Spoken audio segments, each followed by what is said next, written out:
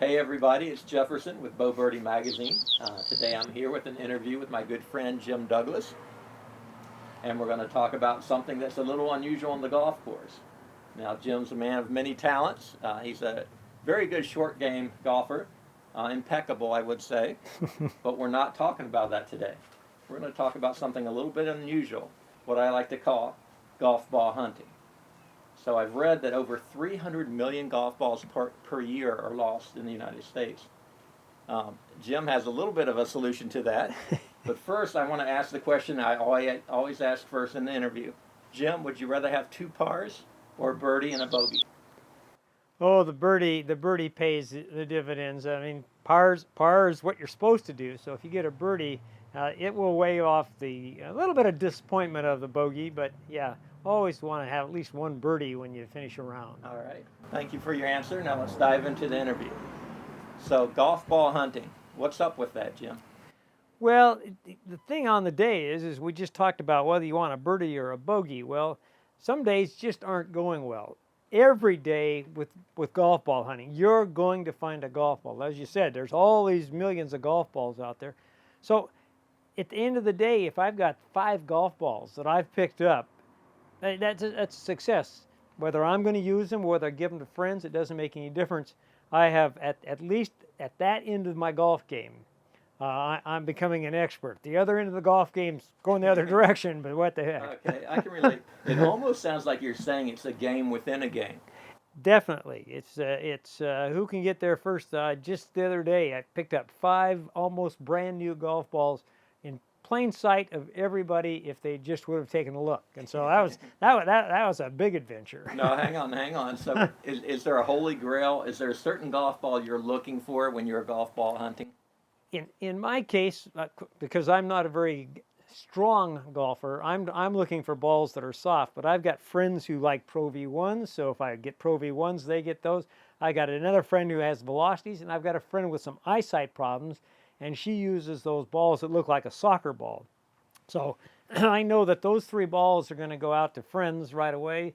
And those soccer balls are darned expensive if you want to buy them as a golfer. Well, that leads into another question. I was wondering if you do this for profit, if this is kind of a retirement sideline to make some extra income.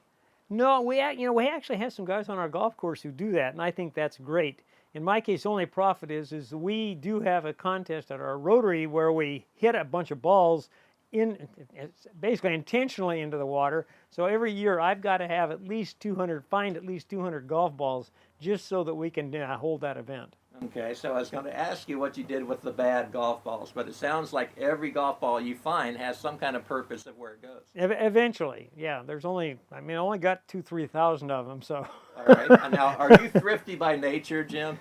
The Douglas, last name is Douglas. That's Scottish, and the rest of us is Scandinavian. So yeah, I think we're a thrifty people. So you're saying it's genetic. You can't help but hunt for golf balls. That basically that's right. All right, I'm going to stay away from that. All right, let me ask this: if we went over to your house right now, walked into your garage with these cameras, how many golf balls are we going to find in your home? In my garage, there'd probably be 600 or 700, and there'd be another 1,000 or 1,500 in my shop. All right, fair enough. When you're hunting for golf balls, is it dangerous? Is there anything that makes it a little bit dangerous to do this? Yeah, I have a friend who actually fell off of a sort of a cliff one day while we were hunting, and hang on. So you could fall off a cliff while doing this. Okay, go on. Yeah, he got his feet tied up in the greenbriers, and he'd like he'd been lassoed at a rodeo. So that wasn't. It was pretty serious. He wasn't hurt badly. But yeah, the biggest he just fell off a cliff. But the biggest one is any of these poisonous plants. Right. And snakes. I've never ran into at least a poisonous snake or any snake for that matter. That's of fact. The one thing I was thinking is about snakes, but you're saying they aren't really a big deal. Snakes want to get out of your way. I don't care whether they're a poisonous snake or non-poisonous snake. Their biggest thing is they don't want to deal with when they hear that rustle. They're trying to get out of your way, and obviously you're trying to avoid them. The other thing is a lot of this, you can't see your feet. You don't know what's at your feet. And so actually my feet are better than my eyes at finding golf balls. I get to where I just tromp through an area. When I feel the ball under my foot, I pick it up. So you're finding the golf balls with your feet. One day I found 100 golf balls in one day in an area Wow. where you would, if you walked through it, you wouldn't see a golf ball. Found 100 of them. Okay. Yeah, I was thinking you might have tools or things that you're digging them out, or you're finding them in water. But it sounds like your feet are the main weapon for golf ball hunting. Feet are the main. A lot of times I will carry with me a basically ball retriever, and Okay. that's just so that because I'm lazy, and if it's 15 feet away, and I've got to go through a bunch of stuff, I can snake that device in and get that. Okay, I have a couple of ethic questions here for you. One is, if you find a golf ball that has somebody's name on it and you know that person, would you return it to them? I haven't so far. Basically, I keep them for the moment when I can, when it will mean something to them other than just getting their Okay. golf ball back. Okay, and if you find range golf balls, what happens? Do you have to return those? Do you keep those? What happens to range golf balls?